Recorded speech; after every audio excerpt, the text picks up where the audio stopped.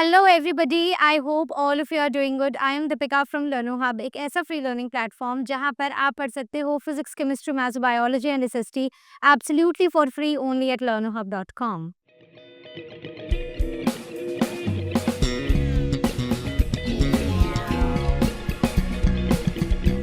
तो आज हम स्टार्ट करने जा रहे हैं आईसीएसई क्लास 6 बायो का chapter for revision and the name of the chapter is respiratory system. तो पहले सिंपल तरीके से ये समझते हैं कि रेस्पिरेशन का मतलब क्या होता है। रेस्पिरेशन का मतलब होता है एनर्जी प्रोड्यूस करना। कहाँ से एनर्जी प्रोड्यूस करना? तो जो खाना हम खाते हैं उसको तोड़ के उससे एनर्जी निकालना, ताकि हम अलग अलग एक्टिविटीज के लिए उस एनर्जी को यूज कर सकें। तो मान लेते हैं कि ये हमारी बॉडी का एक सेल है। इस बॉडी के सेल में है फूड यानी कि ग्लूकोज। तो ऑक्सीजन हम ब्रीद इन करेंगे, ऑक्सीजन इस फूड की ऑक्सीडेशन करेगी, मतलब इस फूड को ब्रेक करेगी और उससे carbon dioxide as a waste product release होगा और साथ ही साथ एटीपी एनर्जी रिलीज होगी। इन एनर्जी एटीपी की फॉर्म में रिलीज होगी। So that is what is respiration, the process of releasing energy by breaking down food needed for various activities of the body। तो इस एनर्जी रिलीज के process को ही हम रेस्पिरेशन बुलाते हैं। इसमें ग्लूकोज ब्रेक डाउन होता है in the presence of oxygen और फूड की ऑक्सीडेशन होती है टू रिलीज एनर्जी। तो जब किसी भी चीज के ऊपर ऑक्सीजन एक्ट करता है और उसको तोड़ता है, that is what oxidation is. अब बात करते हैं रेस्पिरेशन के टाइप्स की। तो रेस्पिरेशन दो तरह की होती है, aerobic and anaerobic. Aerobic respiration एक ऐसी रेस्पिरेशन जिसमें हमें ऑक्सीजन की रिक्वायरमेंट है, और एक ऐसी रेस्पिरेशन जिसमें हमें ऑक्सीजन की रिक्वायरमेंट नहीं है। अब इन दोनों में फर्क क्या है? अब देखो, एरोबिक रेस्पिरेशन जिसमें हमें ऑक्सीजन की रिक्वायरमेंट है, इसमें क्या होता है कि जो हमारा फूड है या ग्लूकोज है, से लेट अस राइट ग्लूकोज। तो ग्लूकोज की जब ऑक्सीडेशन होती है in the presence of oxygen, तो जब ग्लूकोज की ऑक्सीडेशन होगी तो कार्बन डाइऑक्साइड निकलेगा, वाटर रिलीज होगा और साथ ही साथ एटीपी के फॉर्म में एनर्जी रिलीज होगी। ये जो एनर्जी रिलीज होगी, this will be 38 ATP molecules. Correct.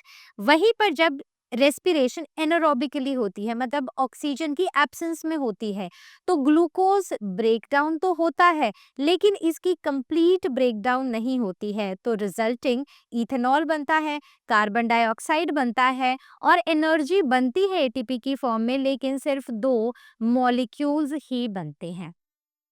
Clear हो गया?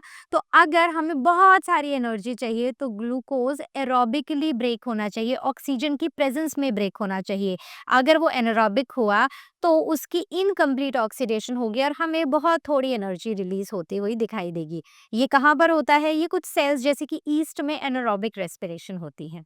अब बात करते हैं रेस्पिरेटरी सिस्टम इन ह्यूमंस। तो ह्यूमंस का रेस्पिरेटरी सिस्टम कैसा है, कैसा होता है और उसके क्या क्या पार्ट्स हैं? तो कुछ ऐसा दिखाई देता है। तो मतलब यहाँ नॉस्ट्रल से आप शुरू करो और लंग्स तक जाओ, तो ये जो पूरा पाथ हम कवर करते हैं, this is respiratory system in humans. तो starting from here so we have nose, जिसमें है नॉस्ट्रल्स, राइट। तो नॉस्ट्रल्स में आए हम, उसके बाद जब हमने एयर यहाँ से ब्रीथ की नॉस्ट्रल से, तो अब हम माउथ के पीछे वाले पोर्शन में चले गए, जिसे हम बुलाते हैं फायरिंग्स, राइट। तो ये वो थ्रोट वाला पोर्शन होता है। उसके जब हम नीचे आते हैं तो यहाँ पर आता है लायरिंग्स, करेक्ट। उसके नीचे जब हम आते हैं तो ये एक बड़ी सी ट्यूब आती है जिसे हम बुलाते हैं ट्रेकिया, करेक्ट। ट्रेकिया अब ब्रेक हो जाता है, या नॉट ब्रेक हो जाता है बट डिवाइड हो जाता है टू आगे पोर्शंस में, या टू अनदर ब्रांचेस में, और इसे हम बुलाते हैं, इन ब्रांचेस को हम बुलाते हैं ब्रोंकाई। क्या बुलाते हैं? ब्रोंकाई। दोनों को मिलकर ब्रोंकाई बुलाते हैं। ये प्लूरल वर्ड है और अगर हम सिंगुलर की बात करें तो इसे ब्रोंकस बुलाते हैं। फर्दर ये छोटी छोटी फर्दर ट्यूब्स में डिवाइड होता है, जिन्हें हम ब्रोंक्यूल्स बुलाते हैं, राइट। ब्रोंक्यूल्स के एंड में कुछ ऐसे बलून लाइक स्ट्रक्चर्स होते हैं जिन्हें हमें एल्वियोलाई बुलाते हैं, करेक्ट। अब ध्यान से सुनो, जब ट्रेकिया डिवाइड होता है दो फर्दर ट्यूब्स में, तो ये लंग्स के बाहर ही हो जाता है, और जब ये लंग्स में एंटर करती है तो हम इन्हें ब्रोंक्यूल्स और एल्वियोलाई के फॉर्म में डिवाइड होता हुआ दिखाई देते हैं। तो ये जो बाहर बड़े बड़े से पोर्शन हैं, इन्हें बुलाते हैं हम लंग्स। करेक्ट। अब इसको याद कैसे रखें ताकि हमें ये सीक्वेंस ना भूले, तो इसको याद रखने का ये तरीका है, एक न्यूमोनिक है, never put lemon tea before lunch, right. Never, N for nostrils, P for pharynx, L for larynx, T for trachea, this that is the windpipe, right? So T for trachea, और इसे हम wind pipe भी बुलाते हैं, correct. Then B for bronchi and L for lungs, तो lungs के अंदर bronchioles और एल्वियोलाई होता है। याद है? मतलब इजी है याद रखना, तो मुझे जरूर बताना कमेंट सेक्शन में। आगे बात करते हैं, नाउ कमिंग ऑन टू हर एक पार्ट को डिस्कस करने वाले हैं, स्टार्टिंग विद नोज। नोज ये वाला पोर्शन, राइट। नोज वो पोर्शन है जहां पर एयर की एंट्री होती है, और इसमें दो ओपनिंग्स होती हैं जिन्हें हम नॉस्ट्रल्स बुलाते हैं। ये नॉस्ट्रल्स इस बड़े से चेम्बर में हमें लेकर जाती हैं, और जिस चेम्बर को हम बुलाते हैं नेजल चेम्बर, ठीक है, इसे हम नेजल चेम्बर बुलाते हैं। अब ये जो पूरा पोर्शन होता है ना नॉस्ट्रल्स का, अगर आप अपने नोज को ध्यान से मिरर के सामने ना थोड़ा ऊपर हेड करके थोड़ा नोज को ऊपर करके देखना, तो आप देखोगे कि अंदर ना बहुत ज्यादा हेयर्स होते हैं, हेयरी लाइनिंग होती है, इवन म्यूकस भी होता है। इसकी क्या जरूरत है? हेयरी लाइनिंग और म्यूकस, जब हम एयर ब्रीद करते हैं ना, तो एयर के साथ सिर्फ ऐसा नहीं कि सिर्फ हवा जा रही है, हमारे आसपास डस्ट भी तो है, पॉल्यूशन भी तो है, तो वो भी साथ ही साथ हमारे नॉस्ट्रल्स में एंटर करता है।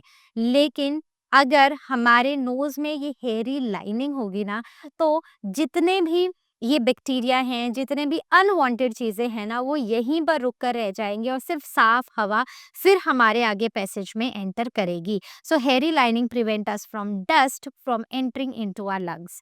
अब बात करते हैं नेसल चेम्बर की। नेसल चेम्बर में जैसे मैंने बात की कि नॉस्ट्रल में हेयर है और नेसल चेम्बर में म्यूकस होता है, तो ये भी जर्म्स को और डस्ट को ट्रैप कर लेता है, warms and moistures the air before it enters our lungs. तो ये हमारी एयर को गर्म करता है, उसको मॉइस्ट कर देता है, ड्राई नहीं रखता है, और फिर वो हमारी अंदर, हमारी लंग्स के अंदर एंटर करती हैं। ये तो हो गया लंग्स। अब हम बात करते हैं फायरिंग्स की। Firings, air from knows passes behind the mouth into the firings और द थ्रोट। तो यहाँ से हवा गई पीछे इस वाले पोर्शन में, माउथ के पीछे इस वाले पोर्शन में जाके पहुंच गई, और ये कॉमन पैसेज है बेसिकली एयर और फूड के लिए, ठीक है। तो यहाँ से खाना खाया, और ये वाला जो पोर्शन है इसे हम फायरिंग्स बुला रहे हैं। हमारा जितना भी खाना है, एयर है, वो सब इस पैसेज में कॉमनली मिलते हैं, और it divides into two passages, correct. एक पैसेज आता है ये वाला, जिसे हम ट्रेकिया बुलाते हैं, जिसे हम विंड पाइप भी बुलाते हैं, जो हवा को लेकर जाता है लंग्स तक। दूसरा ये वाला पोर्शन होता है जिसे हम फूड पाइप या गलेट, या फिर इसे हम ईसोफेगस बुलाते हैं, जो खाना हम खाते हैं उसको आगे फर्दर एलिमेंट्री कैनाल में लेकर जाता है, करेक्ट। तो यहाँ से खाना ईसोफेगस से फिर स्टमक में जाता है। सो this is about the firings. अब एक स्टेप और आगे आ जाते हैं, अब बात करते हैं लायरिंग्स की। लायरिंग्स वॉइस बॉक्स होता है at the entrance of trachea. तो यहाँ पर ना, अगर आप यहाँ पर चेक करो, तो यहाँ पर भी नहीं, यहाँ पर देखोगे यहाँ आपको कोई खास वाइब्रेशन दिखेगी, यहाँ पर आओगे तो आपको एक वाइब्रेशन मतलब फील होगी। सो this is basically trachea. Girls में ये बहुत उभरा हुआ बाहर को नहीं, प्रोट्रूडिंग नहीं होता है, लेकिन मेल्स में ये काफी प्रोट्रूडिंग होता है after puberty. So it has the vocal cords that vibrate to produce sound. तो यही ट्रेकिया में ही वोकल कॉर्ड्स होते हैं। तो अब जैसे मैं बोल रही हूँ तो मेरे वोकल कॉर्ड्स वाइब्रेट कर रहे हैं, और इनके वाइब्रेशन से साउंड प्रोड्यूस हो रही है। तो पढ़ा है ना आपने फिजिक्स में, साउंड कब प्रोड्यूस होती है? जब वाइब्रेशन होती है। तो अभी मेरा ट्रेकिया वाइब्रेट कर रहा है, जिसकी वजह से साउंड प्रोड्यूस हो रही है। So epiglottis cover the wind pipe during swallowing. तो अब क्योंकि हमने देखा कि फायरिंग्स एक ऐसी जगह है जहां पर फूड भी आता है, जहां पर एयर भी आती है, तो यहाँ पर एक एक फ्लैप सा होता है, इस फ्लैप को हम एपिग्लॉटिस बुलाते हैं। इंपॉर्टेंट है बच्चों, मार्क कर लो। तो ये एक फ्लैप होता है, तो जब हम खाना खाते हैं और खाने को स्वॉलो कर रहे होते हैं, तो उस टाइम पे ऐसे 2 पाइप्स होती हैं, एपिग्लॉटिस। अब मान लो ये है विंड पाइप, ये है फूड पाइप, तो एपिग्लॉटिस क्या करेगा, ये इस कवर को, इस विंड पाइप को कवर कर देगा, राइट। इसको कवर करने से क्या होगा कि खाना अब अंदर की तरफ चला जाएगा इनटू द ईसोफेगस, और ये जो हमारी ट्रेकिया है इसमें खाना एंटर नहीं करेगा। सो इम्प्रॉपर क्लोजर से क्या होता है, कई बार खाना हमारी विंड पाइप में चला जाता है और जिससे हमें वो खांसी आती है, राइट। तो ये वाला जो पॉइंट है इसको आप ध्यान से समझकर पढ़ना है आपको। अब बात करते हैं ट्रेकिया की। ट्रेकिया क्या होता है, मतलब हम इसी की हाँ, लायरिंग्स के बाद अब नेक्स्ट आता है ट्रेकिया। तो लायरिंग्स के नीचे से ये स्टार्ट होता है और ये हमारी चेस्ट में एंटर करता है, मतलब यहाँ से शुरू होता है और ये जो हमारा चेस्ट वाला पोर्शन है, अब यहाँ पर जो पाइप है इसे हम ट्रेकिया बुलाते हैं, जो 2 हिस्सों में डिवाइड हो जाती है। तो ये है ट्रेकिया और ये 2 हिस्सों में यहाँ पर डिवाइड हो गई। क्लियर है। So it is supported by C shape cartilage. तो आपको ये कार्टिलेज दिखाई दे रही है, ये ऐसे ऐसे ऐसे सी शेप की, तो ये एक कार्टिलेज है जो इसको प्रिवेंट करती है फ्रॉम कोलैप्सिंग। अब मान लो कोई ऐसा टाइम है जब एयर कम है या एयर नहीं है, तो उस टाइम पर हमारा ट्रेकिया ऐसे कोलैप्स ना हो जाए, इसको प्रिवेंट करने के लिए it is supported by C shaped cartilage, right. अब ये जो इनर लाइनिंग है, they have ciliated epithelium that pushes out dust and unwanted particles। तो इनर लाइनिंग में सीलिएटेड एपिथेलियम होता है जो डस्ट को और अनवांटेड पार्टिकल्स को आगे की तरफ को पुश करता है। अब बात करते हैं ब्रोंकाई की।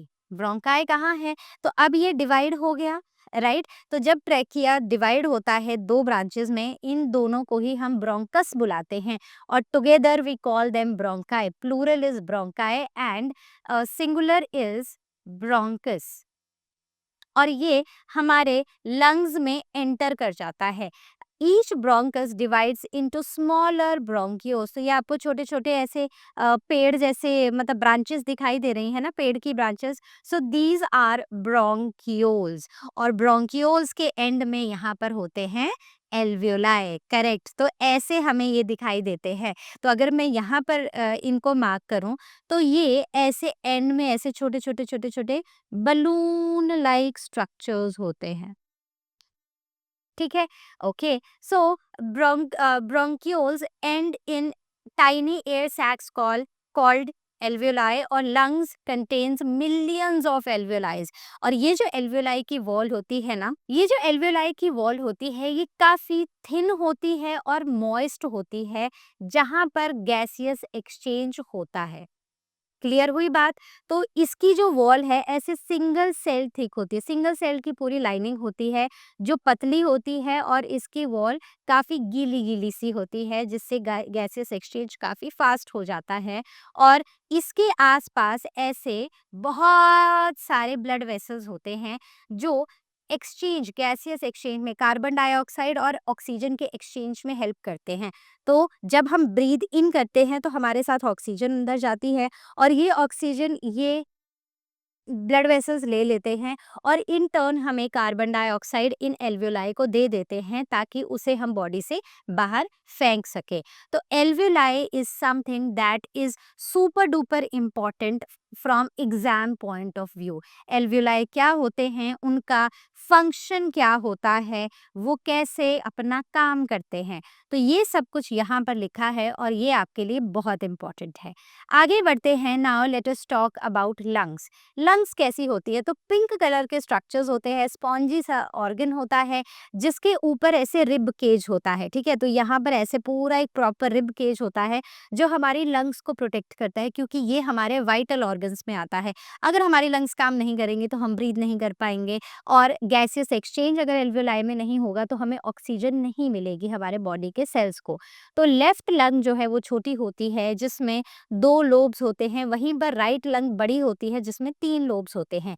लेफ्ट लंग छोटी होती है क्योंकि ये लंग हार्ट को अकोमोडेट करती है। तो यहाँ पर हार्ट प्रेजेंट होता है लेफ्ट लंग में, और ये हार्ट को अकोमोडेट करती है।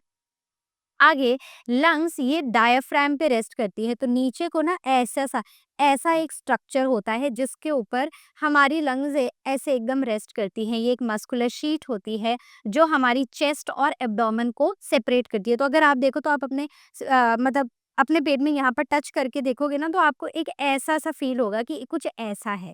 तो ये डायफ्राम है। डायफ्राम चेस्ट कैविटी, ये जो ऊपर यहाँ तक की है, दिस इज चेस्ट कैविटी, और उसके नीचे जब पेट स्टार्ट हो जाता है दैट इज एब्डोमेन। तो ये चेस्ट कैविटी और एब्डोमेन को सेपरेट आउट करती है, और ये प्रोटेक्ट की जाती है बाय टू मेम्ब्रेन्स, और इन्हें हम प्लूरा कहते हैं, outer pleura and inner pleura. और इन दोनों के बीच में एक फ्लूइड होता है जो as a shock absorber act करता है। So it acts as a shock absorber.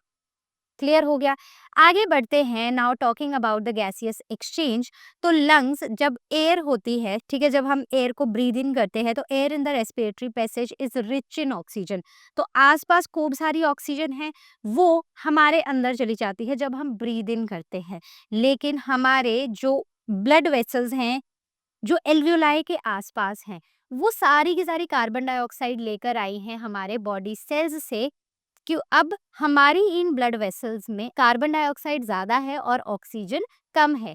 तो बस यही होता है, the gases exchange occurs at alveoli through the surrounding capillaries.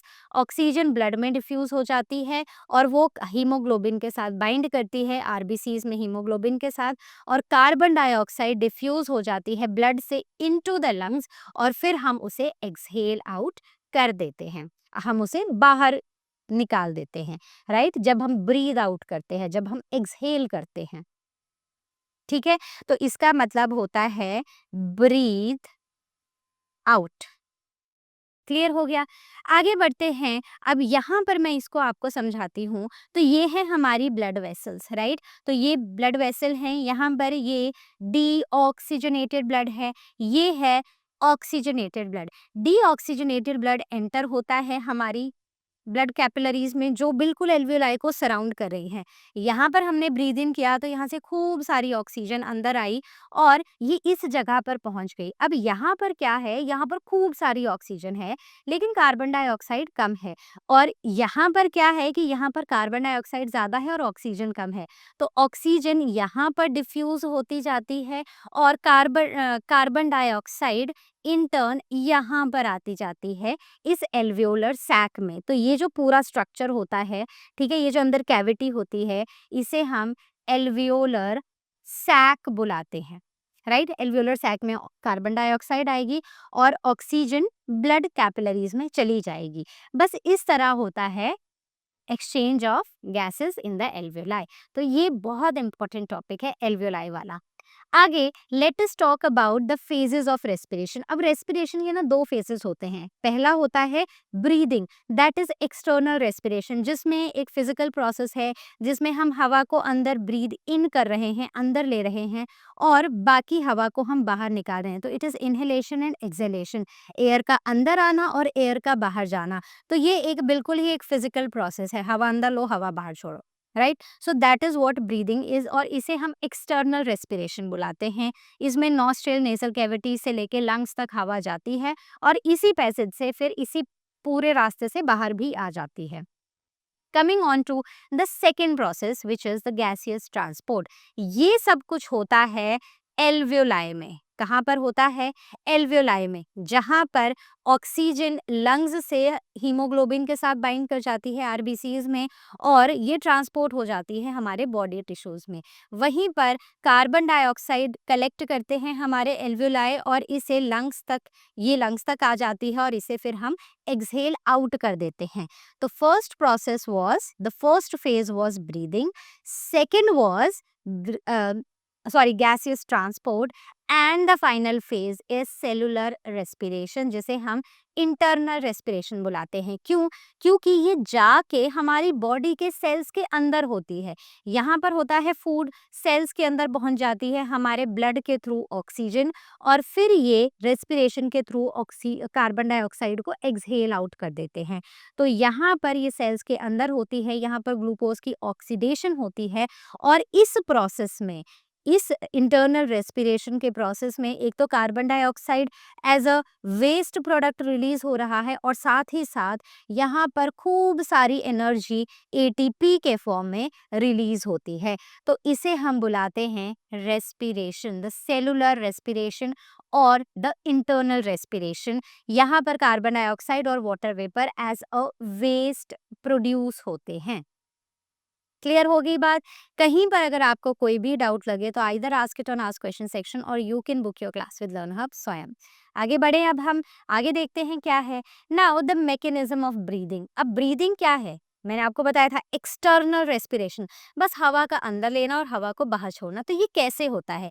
Breathe in मतलब ऑक्सीजन को अंदर लेना और कार्बन डाइऑक्साइड को रिलीज करना। इसके दो स्टेप्स होते हैं, इनहेलेशन दैट इज इनहेलिंग और एक्सहेलेशन दैट इज एक्सहेलिंग। ये बिल्कुल एक इनवॉलेंट्री प्रोसेस है। अब जैसे मैं आपसे अभी तक थी, लगातार मैं आपको पढ़ा रही हूँ, मैं आपसे बात कर रही हूँ या फिर आप बैठ के मुझे सुन रहे हो, तो मैं जानबूझ के ब्रीद इन और ब्रीद आउट नहीं कर रही हूँ, राइट? तो दैट मीन्स कि मैं वॉलेंटरली नहीं कर रही हूँ, अपनी मर्जी से नहीं कर रही हूँ, ये ऑटोमेटिकली हो रहा है, बिना मेरे करे, बिना मेरे सोचे, बिना मेरे किसी एफर्ट लगाए। तो उस प्रोसेस को हम इनवॉलेंटरी प्रोसेस बोलते हैं, जो हम कॉन्शियसली नहीं कर रहे हैं, वो खुद ब खुद होता जा रहा है। So it can be controlled to some extent. जैसे अगर अब मैं बैठ जाऊं, अभी बैठो और अपनी ब्रेथ को होल्ड करो, सांस नहीं लेनी है, होल्ड करना है, ठीक है? या फिर बिल्कुल धीरे धीरे ब्रीद करो। जैसे हम कई बार बोलते हैं ना कि कोई गुस्सा कर रहा है या कोई थका हुआ है या किसी को कोई डरा हुआ है, तो हम बोलते हैं ना कि relax, just breathe in and breathe out, that is voluntarily. धीरे धीरे हम क्या करते हैं, सो this is what I am doing voluntarily, right? तो कॉन्शियसली मैं इसको कंट्रोल कर सकती हूँ, लेकिन most of the time unconsciously ये खुद होता रहता है, मुझे इसको कंट्रोल करने की जरूरत नहीं है। तो कई बार हम डीप ब्रेथ लेते हैं, कई बार हम शॉर्ट ब्रेथ ब्रेथ लेते हैं, कई बार हम अपनी ब्रेथ को होल्ड करते हैं। So that is what is breathing, like voluntary controlling your breath. अब हम बात करते हैं कि ब्रीदिंग में होता क्या है।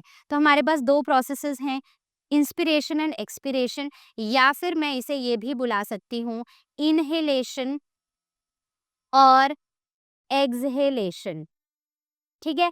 इनहेलेशन मतलब जब एयर हमारी लंग्स में एंटर होती है, तो इस टाइम पर क्या होता है, डायफ्राम कॉन्ट्रैक्ट होता है, मतलब नीचे को हो जाता है और बिल्कुल ऐसे सीधे, मतलब इस पोजीशन से थोड़ा सीधे वाली पोजीशन में आ जाता है। उससे क्या होता है कि यहाँ पर लंग्स में वॉल्यूम बढ़ जाता है, लंग्स में स्पेस बढ़ जाता है। और अब आप मेरे साथ बैठो and now you try to breathe in, ठीक है? सिर्फ ब्रीद इन करना है, तो देखना है कि आपकी चेस्ट कैसे मूव कर रही है। तो जब आप ब्रीद कर रहे हो तो आपकी चेस्ट बाहर की तरफ को आ रही है, मतलब आपके रिब्स और आपके स्टर्नम ऊपर की तरफ को आ रहे हैं, आपका डायफ्राम नीचे की तरफ को जा रहा है और इससे जो आपका वॉल्यूम है, आपके लंग्स के अंदर का वॉल्यूम है, वो बढ़ रहा है। तो अब ज़्यादा से ज़्यादा एयर अंदर को आएगी आपकी लंग्स में। So this process is inhalation. अब क्या करना है, नाउ एक्सहेल आउट। तो ब्रीद इन करो पहले। अब क्या हुआ, अब मेरी लंग्स, मेरी चेस्ट कैविटी एकदम नीचे को बैठ गई जैसे ही मैंने एक्सहेल किया। तो एग्जैक्टली वैसा ही होता है, स्टर्नम और रिब्स जो हैं वो अपनी ओरिजिनल पोजीशन में वापस चली जाती हैं और डायफ्राम रिलैक्स हो जाता है। डायफ्राम रिलैक्स्ड इस पोजीशन में होता है, तो मतलब डायफ्राम अब ऊपर की तरफ चला जाता है और ऐसे आर्क्ड हो जाता है, ठीक है? इससे अंदर का जो वॉल्यूम है, जो लंग्स के अंदर का जो थॉरैक्स वॉल्यूम है, वो कम होता है और अब हवा बाहर की तरफ को जाने लगती है, लंग्स से बाहर की तरफ को, राइट? तो मुझे हमेशा ही यही लगता है कि इनहेलेशन और एक्सहेलेशन के प्रोसेस को समझने के लिए इट इज़ वेरी इंपॉर्टेंट कि आप जब उसको पढ़ रहे हो ना, तो आप उसको प्रैक्टिकली करके देखो। कंफ्यूज भी हो रहा है तो भी प्रैक्टिकली करके देखो, ताकि आप उसे कभी ना भूलो, ठीक है? आगे बढ़ते हैं, इन दोनों के बीच में डिफरेंस क्या होता है, इनहेलेशन में क्या होता है और एक्सहेलेशन में क्या होता है। दोनों ही प्रोसेस में उल्टा उल्टा होता है, ठीक है? सबसे पहले रिब्स, ट्राई टू इनहेल। तो मेरी रिब्स बाहर की तरफ को आई हैं, अपवर्ड और आउटवर्ड मूव हुई हैं। वहीं पर जब मैं एक्सहेल करूंगी, ये डाउनवर्ड और अंदर की तरफ जाएंगी, इनवर्ड जाएंगी। देन डायफ्रेम, डायफ्रेम फ्लैटन होता है और नीचे की तरफ को आता है। वहीं पर एक्सहेलेशन के टाइम ये वापस से ऊपर की तरफ को जाके ऐसे डोम शेप बना देता है। आगे बढ़ते हैं, चेस्ट कैविटी, तो वॉल्यूम इंक्रीज होता है और एक्सहेलेशन में वॉल्यूम डिक्रीज हो जाता है। Coming on to the lungs, तो वॉल्यूम एक्सपैंड होता है, लंग्स का एयर प्रेशर कम हो जाता है। वहीं पर एक्सहेलेशन में वॉल्यूम कम हो जाता है। देखो यहाँ पर वॉल्यूम एक्सपैंड हो रहा है और एयर का प्रेशर कम हो रहा है, राइट। तो जब एयर का प्रेशर कम होगा तो बहुत सारी हवा बाहर से अंदर की तरफ को आएगी। लंग्स के अंदर एयर का प्रेशर कम है, बाहर एयर का प्रेशर ज्यादा है, तो बाहर से हाई प्रेशर से एयर लोअर प्रेशर पर अंदर की तरफ को आएगी। एक्सहेलेशन में वॉल्यूम कम हो जाता है और प्रेशर एयर का बढ़ जाता है। तो अंदर प्रेशर ज्यादा है, बाहर प्रेशर कम है, तो सारा का सारी हवा बाहर की तरफ को मूव करना शुरू कर देती है। एटमॉस्फेरिक प्रेशर बाहर हाई होता है, इसलिए हवा अंदर की तरफ को आती है। एक्सहेलेशन के केस में बाहर एटमॉस्फेरिक प्रेशर कम होता है और अब हवा हमारे लंग्स से बाहर की तरफ को मूव आउट करती है। क्लियर है? यहाँ तक अगर आपको कोई भी डाउट है, please ask it on ask question section और you can book your class with learno hub Swayam. ठीक है, अब बात करते हैं components of the inspired air. तो इंस्पायर्ड एयर मतलब जो एयर हमने इनहेल की है और ये वो हवा है जो हमने एक्सहेल्ड की है। तो इन दोनों में क्या फर्क होता है, इनके कंपोनेंट्स क्या क्या होते हैं? इनहेल्ड एयर में ऑक्सीजन कितनी होती है? 21%। एक्सहेल्ड एयर में ये सिर्फ 16% होती है। तो मतलब जब हम एक्सहेल कर रहे हैं तो ऐसा नहीं है कि वहां पर ऑक्सीजन नहीं है, उस एयर में है, पर कंपैरेटिवली कम है।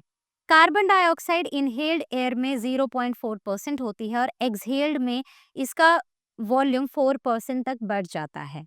नाइट्रोजन अप्रोक्सीमेटली 79% होती है जब हम इनहेल करते हैं और सेम ही वॉल्यूम हम एक्सहेल भी कर देते हैं। वाटर वेपर जब हम इनहेल करते हैं तो कम होते हैं और जब हम एक्सहेल करते हैं तो इन वेपर्स का वॉल्यूम बढ़ जाता है।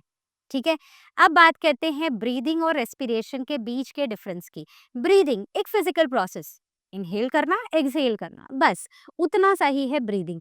रेस्पिरेशन एक बायोकेमिकल प्रोसेस है जहां पर ऑक्सीजन सेल्स तक जाकर ऑक्सीडेशन करती है फूड की और एनर्जी को रिलीज करती है। तो ये एक बायोकेमिकल प्रोसेस है।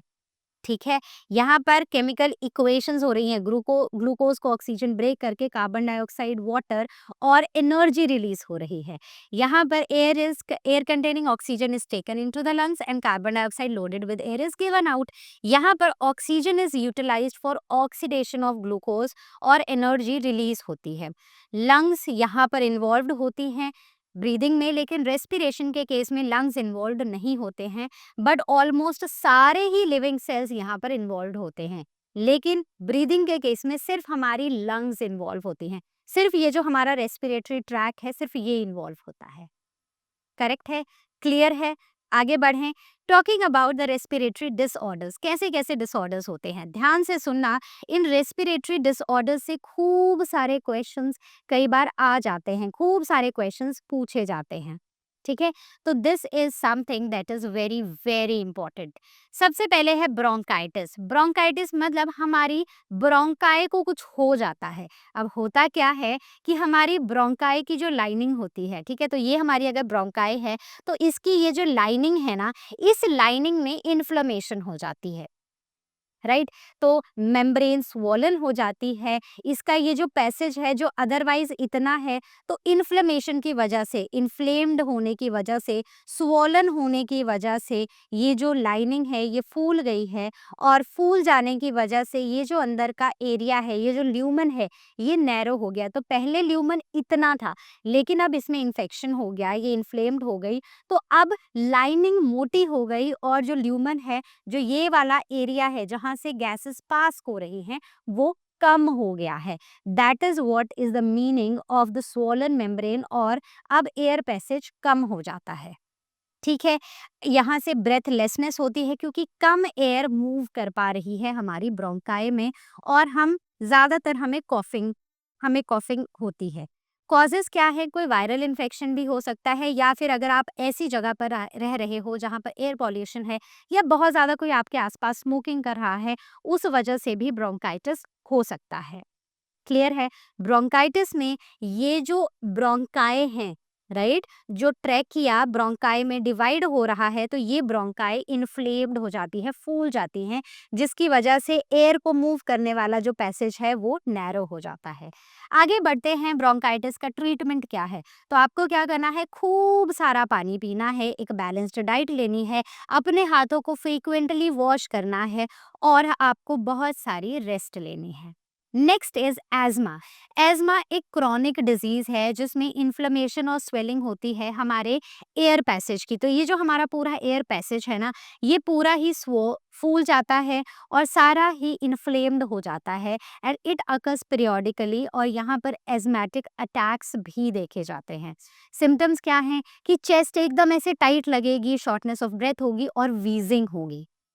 Correct.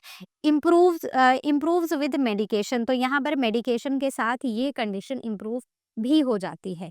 Coming on to the causes. Causes क्या है, यही हमारे आसपास का एयर पॉल्यूशन, या फिर अगर हम किसी एलर्जन के कांटेक्ट में आते हैं, मान लो आपको पॉलेंस की एलर्जी है, एनर्जी नहीं एलर्जी है, तो जब पॉलेंस के रिलीज का टाइम आता है ना, वो जनवरी फरवरी टाइप जो टाइम होता है, तब आपको बहुत ज़्यादा खांसी, कॉफिंग ये सब देखने को मिलेगा, तो उससे भी एज़मा आपको हो सकता है।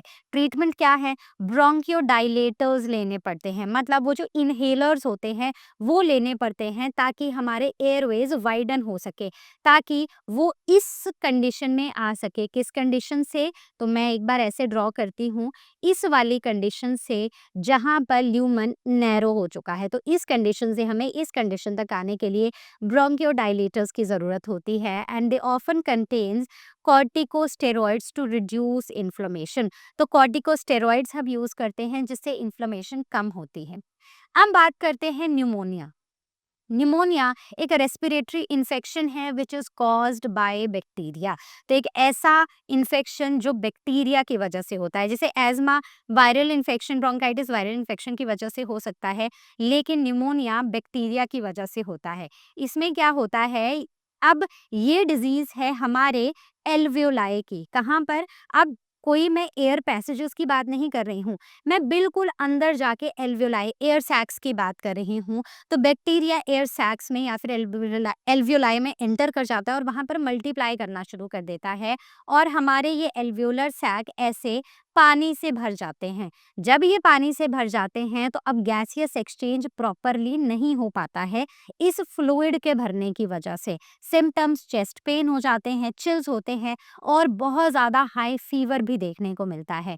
कॉजेज, जो बैक्टीरिया इनहेल किया है, it inhaled through air and या फिर कॉन्टैक्ट से बैक्टीरिया का हमारे एल्वियोलाई तक पहुंचना। ठीक है, तो अगर हमारी नॉस्ट्रल्स में इनफ हेयर नहीं होंगे, हमारी जो नेजल चेम्बर है वो प्रॉपरली लुब्रिकेटेड नहीं होगा, तो बहुत ज़्यादा चांसेस हैं कि ये बैक्टीरिया हमारे एल्वियोलाई तक पहुंच जाएं और फिर निमोनिया कॉज करे। निमोनिया निमोनिया इवन फेटल भी होता है कई केसेस में। ट्रीटमेंट क्या है कि हमें एंटीबायोटिक्स लेनी पड़ती हैं, जैसे कि पेनिसिलिन, और उसी से हमारी ये कंडीशन ठीक होती है। करेक्ट। तो निमोनिया में क्या होगा, एल्वियोलाई में पानी भर जाएगा, किसकी वजह से भरेगा, बैक्टीरिया की वजह से भरेगा। जब बैक्टीरिया एल्वियोलाई तक पहुंच के मल्टीप्लाई करेंगे तो हमें क्या लेनी पड़ेगी, एंटीबायोटिक लेनी पड़ेगी। Right. Next is tuberculosis, TB.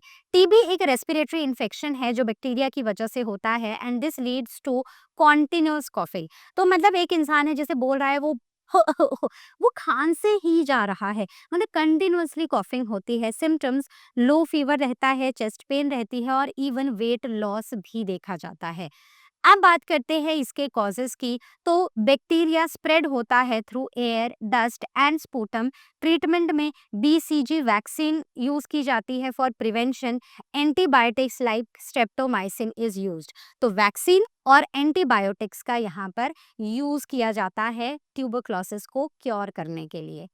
Now coming on to some questions. तो हमने पूरा चैप्टर पढ़ लिया है, छोटा सा है, सिंपल है। ध्यान से अगर आपको लगता है कि डाउट है तो फिर से इसको एक बार ध्यान से सुन लो, लेकिन मिस नहीं करना है चैप्टर को। ठीक है, तो अब हम आएंगे क्वेश्चंस पे और हम देखेंगे कि हमारी अंडरस्टैंडिंग कहाँ तक पहुंची है। तो आप क्वेश्चंस को मेरे साथ साथ सॉल्व करो और अगर आपको लगता है कहीं डाउट रह गया है, कोई छोटा सा भी, इवन मैं बोलती हूँ कि एक सिली डाउट अगर आपको लगता है तो वो भी please do ask that doubt on ask question section और you can book your class with learn hub Swayam. Correct. अब चलो शुरू करते हैं फर्स्ट क्वेश्चन से। Which structure is the main passage for entering air into the body? कौन सा है वो स्ट्रक्चर? जल्दी से बताओ। क्या ट्रैकिया है? नहीं, ट्रैकिया तो यहाँ पर जाके स्टार्ट होता है। ब्रोंकाई है? नहीं, ब्रोंकाई डिवाइड होता है तब लाइक ट्रैकिया डिवाइड होता है तब ब्रोंकाई बनता है। डायफ्राम है? नो, तो डायफ्राम एक रेस्टिंग स्टेज है फॉर आर लंग्स, राइट। तो कहाँ से होता है शुरू? ये शुरू होता है यहाँ से, नॉस्ट्रिल से, राइट, इन दोनों ओपनिंग से। Which part of the respiratory system warms and moistens the air? बहुत ज्यादा जरूरी है। कौन है ये? क्या नॉस्ट्रल्स हैं? क्या एल्वेलाई है? नहीं है। क्या ब्रोंक्यूल्स हैं? नहीं है। क्या नेसल चेम्बर है? Yes, nasal chamber is the correct option. तो नेसल चेम्बर में जाके हमारी ये जो हवा है ये गर्म हो जाती है और ये मॉइस्ट हो जाती है। Next is epiglottis prevents food from entering into. अब एपिग्लॉटिस क्या है? अब अगर हम देखें तो जब खाना फायरिंग्स तक पहुंचता है, राइट, तो ऐसे दो ट्यूब्स होती हैं। एक है हमारी ईसोफेगस, राइट, और एक है ट्रैकिया। तो इसको ट्रैकिया और इसको ईसोफेगस मानते हैं। तो ईसोफेगस है और ट्रैकिया है। तो अब हम खाना खा रहे हैं, राइट, तो एक फ्लैप है जिसका नाम होता है एपिग्लॉटिस जो हमारी ट्रैकिया को कवर कर देता है और जब हमारी ट्रैकिया कवर हो जाती है तो खाना आराम से हमारी ईसोफेगस में एंटर हो जाता है। तो एक ऐसा ऐसा पैसेज आता है जहाँ पर एक तरफ है से आई मेंशन दिस ट्रैकिया और दूसरी तरफ है ईसोफेगस। तो ये फ्लैप हमारे ट्रैकिया को कवर कर देता है ताकि हम इजीली अपने खाने को स्वॉलो कर पाए। So epiglottis prevents food from entering into the wind pipe, correct, जिसे हम ईसोफेगस भी सॉरी जिसे हम ट्रैकिया भी बुलाते हैं। Next question, gas exchange takes place in. तो ये जो गैस का एक्सचेंज है ये कहाँ होता है? ट्रैकिया में, ब्रोंकाई में, एल्वियोलाई में या फिर फायरिंग्स में? तो सीधी सी बात है कि जब हमारे लंग्स में सबसे अंदर हम जाते हैं तो हमें ऐसे बलून लाइक स्ट्रक्चर्स देखने को मिलते हैं जिन्हें हम एल्वियोलाई बुलाते हैं और एल्वियोलाई में ही गैस एक्सचेंज होता है। Next question, during inhalation the diaphragm, क्या होता है डायफ्राम को? अब देखो क्या करना है, आंखें बंद करो और जस्ट इनहेल। क्या हुआ? आपकी चेस्ट कैविटी बाहर आई, रिब स्टर्नम बाहर आए। आपका डायफ्राम पहले ऐसे था रिलैक्स्ड स्टेज में, लेकिन अब वो नीचे को आया और वो इस पोजीशन में आ गया, मतलब वो फ्लैटन हो गया, राइट। तो डायफ्राम क्या हुआ? डायफ्राम हमारा सॉरी इट कॉन्ट्रैक्ट्स, सॉरी हाँ, it contracts and it moves down, right. ये वाली इसकी रिलैक्सिंग स्टेज है, राइट, और ये वाली स्टेज इसकी कॉन्ट्रैक्टिंग स्टेज है। क्लियर है? आगे बढ़े। Now which disease is caused by inflammation of bronchi? तो इनमें से कौन सी डिजीज ब्रोंकाई के इन्फ्लेमेशन से होती है, मतलब ब्रोंकस इन्फ्लेम्ड हो जाती है? कौन सी होती है? निमोनिया, एज्मा, ब्रोंकाइटिस या फिर ट्यूबरक्लोसिस? तो ब्रोंकस का इन्फ्लेमेशन इज ब्रोंकाइटिस, ठीक है। न्यूमोनिया में पानी भर जाता है एल्वियोलाई में, राइट, तो यहाँ पर पानी भर जाता है। एज्मा में हमारा जो पूरा रेस्पिरेटरी ट्रैक के जो ट्यूब्स हैं वो क्या हो जाती हैं? वो थिक हो जाती है, मतलब उनका जो ल्यूमन है वो पूरी की पूरी में इन्फ्लेमेशन हो जाती है और वो स्वॉलन हो जाती है। और ट्यूबरक्लोसिस में क्या होता है? रिकॉल करके मुझे बताना। Okay, next is which component of blood carries oxygen? क्या ये बताने की जरूरत है? नहीं है। आरबीसीज, ब्लड में क्या होते हैं? ब्लड में कुछ सेल्स होते हैं, राइट। आरबीसीज होते हैं, डब्ल्यूबीसीज होते हैं और प्लेटलेट्स होते हैं। ये भी चैप्टर है, हम पढ़ेंगे। आरबीसीज में हीमोग्लोबिन होता है और इसी से बाइंड करके ऑक्सीजन ट्रांसपोर्ट करते हैं, correct. So haemoglobin in RBCs. Next is which of the following is involuntary but can be controlled for short periods? बताओ बताओ। स्नीजिंग? नहीं। ब्रीदिंग? यस। तो ब्रीदिंग वैसे तो इनवॉलंटरी है, खुद से हो रही है, कॉन्शियसली नहीं करनी पड़ रही, लेकिन अब मैं चाहूं तो मैं सांस रोक के बैठ सकती हूँ, मैं बैठ गई, राइट? मैं चाहूँ तो मैं इसको डीप ब्रेथ या शॉर्ट ब्रेथ्स में भी कर सकती हूँ। So for a short period of time it can B voluntary. Now in pneumonia the air sacs में फिल विद, तो एयर सैक्स किससे भर जाते हैं? तो वो फ्लूइड से भर जाते हैं। ओके, आगे बढ़ते हैं। Now talking about which disease involves periodic attacks of wheezing and chest tightness. तो किस में पीरियोडिक अटैक्स होते हैं जिसमें वीजिंग होती है और चेस्ट में टाइटनेस होती है? सोचो जरा, बताओ मुझे। ये होता है एजमा में, राइट? वीजिंग, वीजिंग का मतलब होता है कि जैसे मैं ब्रीद कर रही हूँ ना, तो ब्रीद करते टाइम मेरे, जब मैं एक्सहेल कर रही हूँ तो एक विस्लिंग साउंड आ रही है, that is what is wheezing. ठीक है, तो चेस्ट टाइटनेस, वीजिंग, ये सब कुछ एजमा के टाइम पर होता है। आगे बात करते हैं एक और question. A boy starts coughing suddenly while swallowing juice. ठीक है, और जूस पी रहा था और कॉफ करना शुरू कर दिया। Which is most likely the reason? क्या हुआ? क्या उसकी his lungs fluid with filled with oxygen? क्या उसकी लंग्स ऑक्सीजन से भर गई हैं? क्या epiglottis did not close the wind pipe properly? Diaphragm stopped working? Nasal cavity became blocked? तो B is the correct option. तो जो उसका एपिग्लॉटिस था उसने विंड पाइप को प्रॉपर्ली क्लोज नहीं किया और ईसोफेगस के साथ साथ कुछ पानी विंड पाइप में भी चला गया, कुछ जूस विंड पाइप में भी चला गया। ठीक है, आगे। A person working in a dusty factory experiences continuous wheezing and shortness of breath, which condition is most likely triggered? क्या ट्रिगर हो गया है? अभी तो हमने पढ़ा इट इज एजमा। मैंने क्वेश्चंस को अलग अलग तरह से इसलिए डाला है ताकि आपको हर तरह से प्रैक्टिस हो सके इसकी। ठीक है, आगे बढ़ते हैं। A patient with pneumonia has difficulty breathing even when taking deep breaths, right? So which is most likely the cause? तो जब वो डीप ब्रीद भी कर रहा है तो भी उसको ब्रीद करने में डिफिकल्टी हो रही है। क्यों? क्योंकि उसकी एल्वियोलाई, क्योंकि उसको है निमोनिया और उसकी एल्वियोलाई किससे भर चुकी हैं? फ्लूइड से भर चुकी हैं, right? Okay, so an athlete always breathes through the nose during training. Okay, so which advantage is he getting? तो वो हमेशा नोज से ही ब्रीथ करता है, तो इससे उसे क्या एडवांटेज हो रहा है? इससे एडवांटेज क्या है कि most carbon dioxide enters the lungs? No, right? Air reaches the lungs faster? ऐसा भी नहीं है। The incoming air gets filtered, warmed and moisten. So this is the correct option. तो जब भी हम माउथ ओपन करके हम ब्रीद करते हैं तो सांस तो हम ले रहे हैं, सांस तो पहुंच जा रही है हमारे एल्वुलाई या लंग्स तक, लेकिन यहाँ पर जो हमारी हवा है ना वो वार्म हो रही है, ना वो मॉइस्ट हो रही है, ना ही उसमें से डस्ट और जर्म्स ट्रैप हो रहे हैं, राइट? जब हम नोज से ब्रीद करते हैं तो नॉस्ट्रिल के हेयर नेजल चेम्बर का ये जो मॉइस्ट होना है, इससे एयर वार्म हो रही है, मॉइस्चन हो रही है और जितने भी डस्ट और जर्म्स हैं वो हमारे नेजल चेम्बर में ही ट्रैप होके रह जा रहे हैं और जो अंदर जा रही है वो जा रही है एक फिल्टर्ड हवा, एक क्लीन हवा। ओके, तो समझ आ गया? आगे देखते हैं। A person expose to severe air pollution for short periods, he develops persistent coughing and breathlessness, which condition is most likely to develop? तो क्या हुआ होगा?